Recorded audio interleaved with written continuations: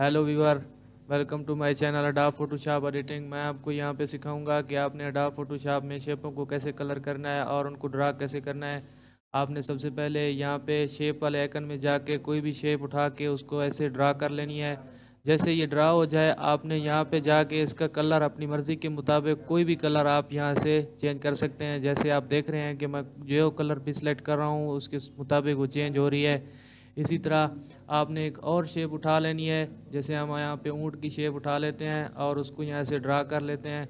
जैसे ये ड्रा हो जाए आपने यहाँ पे इसका कलर चेंज कर लेना है। इसी तरह आप कोई भी शेप उठा के उसका कलर अपनी मर्ज़ी के मुताबिक चेंज कर सकते हैं।